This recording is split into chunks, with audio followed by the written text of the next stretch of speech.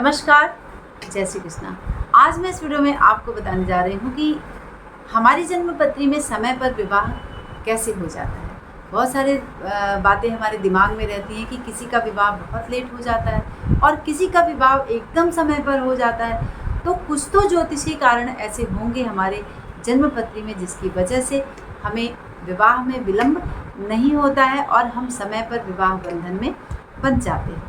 तो आप लोग सबसे पहले अपनी जन्मपत्री के विषय में देख लें और जल्दी से आप चेक कर लें कि आपका विवाह यदि समय पर हो गया है तो क्या यह योग आपकी जन्मपत्री में विद्यमान है, या फिर आपको विवाह करना है तो आप यह योग अपनी जन्मपत्री में देख लें कि हमारा विवाह तो समय पर ही होगा। लेकिन बहुत सारे कारण ऐसे होते हैं जिसकी वजह से एक एटमॉस्फेयर का हमारे जीवन में बाधा आता है। ठीक है, बहुत सारे कुछ इस तरह का कारण होता है, हमारे पारिवारिक कारण होते हैं, हमारे वंशानुगत कुछ इस तरह के कारण होते हैं जिससे कि हमारे विवाह में विलंब होता है। लेकिन सबसे इम्पॉर्टेंट है कि जन्म पत्री में यह योग अगर है कि समय पर विवाह होगा और किसी कारणवश हमारा विवाह नहीं हो पा रहा है तो आपको उससे रिलेटेड उपाय करने हैं, ना कि आपको जन्म पत्री से रिलेटेड उपाय यहाँ पर करने हैं।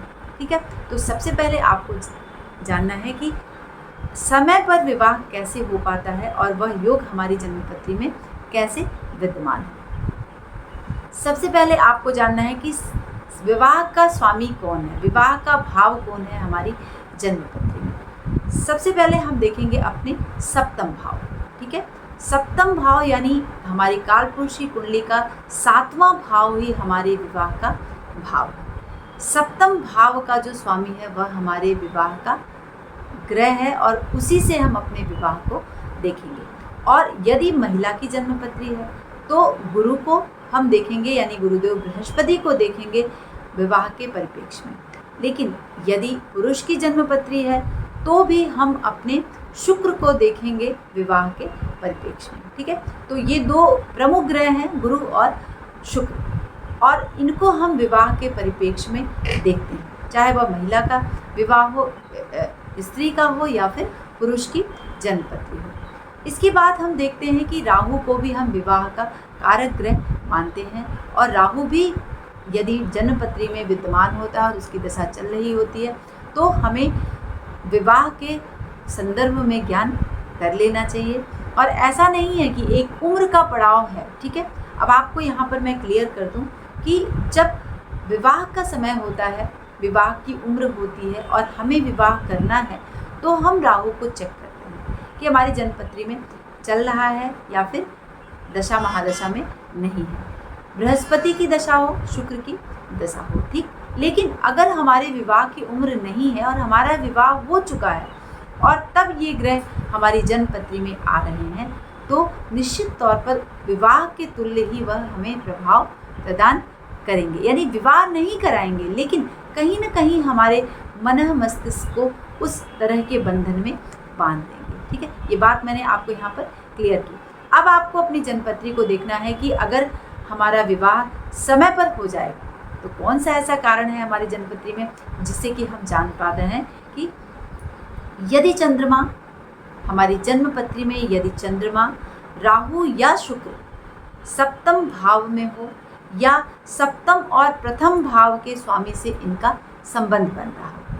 ठीक है, आपने जाना कि यदि चंद्रमा क्या है, हमारे मन और मस्तिष्क का स्वामी है। ठीक है, चंद्रमा यदि राहु या शुक्र सप्तम भाव में विद्यमान है, ये तीन ग्रह यदि सप्तम भाव में विद्यमान है या सप्तम और प्रथम भाव के स्वामी से इनका संबंध बन रहा है। सप्तम भाव यानी विवाह का भाव, सप्तम से सप्तम भाव लग्न हो गया और उसको भी हम विवाह के परिप्रेक्ष्य में देखते हैं। यानी यहाँ पर क्या नियम लागू हो रहा है, भावात भावम का नियम जो है वह यहाँ पर लागू हो रहा है। सप्तम भाव, सप्तम से सप्तम यानी हमारा लग्न भाव, ठीक है, इन से संबंध बना रहे हों तो विवाह जल्दी होने की संभावना और समय पर होने की संभावना निश्चित तौर पर बनती है जीवन में। दूसरा जो एक बहुत प्रमुख योग होता है हमारी जन्मपत्री में। बहुत सारे योग होते हैं, लेकिन ये 2, 3, 4 प्रमुख योग मैं आपको यहाँ पर बताऊँगी।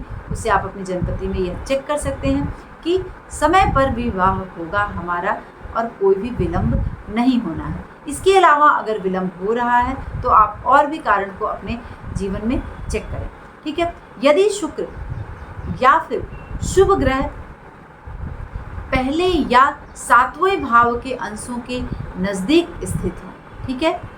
यदि शुभ ग्रह आपकी जन्मपत्री में, यदि शुक्र या फिर शुभ ग्रह पहले यानी 7वें भाव के पहले, 7 यानी 1, 4, 1, 2, 3, 4, 5, 6, यानी यदि शुभ ग्रह 7वें भाव के पहले या पहले, ठीक है, 7वें भाव के अंशों के नज़दीक स्थित हैं, या 7वें भाव के पहले हों शुक्र या फिर शुभ ग्रह, या 7वें भाव के, यानी सपोज दैट आपके 7वें भाव का सप्तमेश जो है वह 10 डिग्री का है, ठीक है, और जो ग्रह आपके 7वें भाव के पहले है, या शुक्र 9 डिग्री का है, 9.5 डिग्री का है, ठीक है, तो क्या हो गया, यह आपके 7वें भाव के भावेश के अंशों के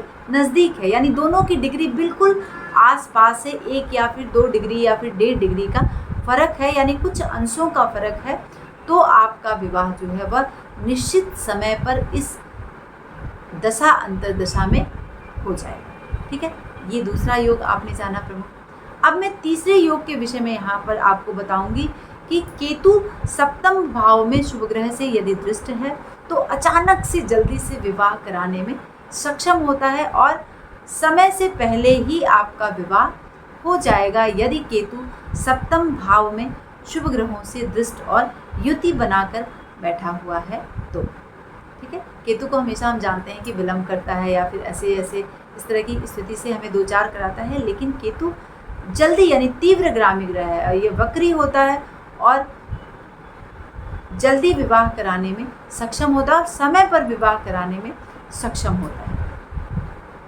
चौथा प्रमुख कारण कौन सा है, जब हम समय पर अपने जीवन में विवाह बंधन में बंध जाएंगे। 7वें भाव के स्वामी पर गुरु या फिर शुक्र की दृष्टि हो। यहाँ पर मैंने पहले ही आपको बताया कि गुरु और शुक्र विवाह के प्रमुख कारण हैं स्त्री और पुरुष की जन्म पत्री के अनुसार, और ये कारक ग्रह माने जाते हैं विवाह के। स्त्री की जन्मपत्री में गुरु और पुरुष की जन्मपत्री में शुक्र। 7वें भाव के स्वामी पर गुरु या फिर शुक्र की दृष्टि हो तो आप समय पर विवाह बंधन में बच जाएंगे, है ना।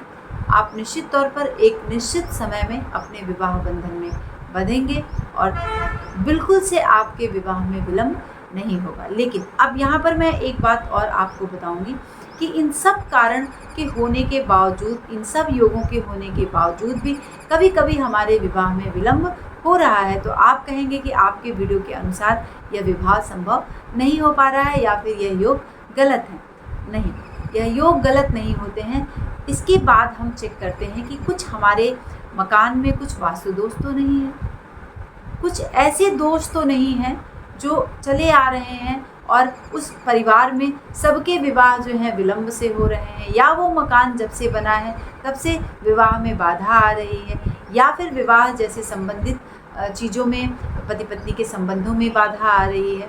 तो वहाँ पर आपको इसके बाद, इन चीज़ों को देखने के बाद अगर विलंब हो रहा है तो आपको अपने घर का वास्तु भी चेक करना है।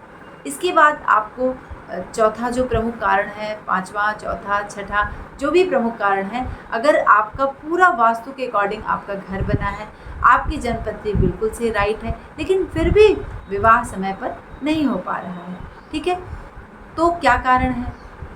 कुछ 3 पुस्तों में आप एक बार चेक कर लें अपने घर में कि क्या कुछ ऐसी बाधाएं हैं जो असमय किसी की मृत्यु हो जाना, है ना, किसी का शाप मिल जाना, कोई इस तरह की परिस्थितियां हमारे पारिवारिक यानी वंशानुगत चली आ रही हैं जिसके कारण समय पर विवाह नहीं हो पा रहा है, ठीक है, तो उसको भी आप चेक कर लें और अपनी जन्मपत्री को अच्छे दैवज्ञ से दिखाकर उस उपाय को जरूर से कर लें, जिससे कि इन योगों के होते हुए भी आपके विवाह में विलंब कभी ना हो। ठीक है, आपने जाना कि समय पर आपका विवाह होगा। यह है ज्योतिषीय कारण और यह हमारी जन्मपत्री के अनुसार यह योग है, जिससे कि हम अपने जीवन में उचित समय पर विवाह बंधन में बंधने में सक्षम हैं।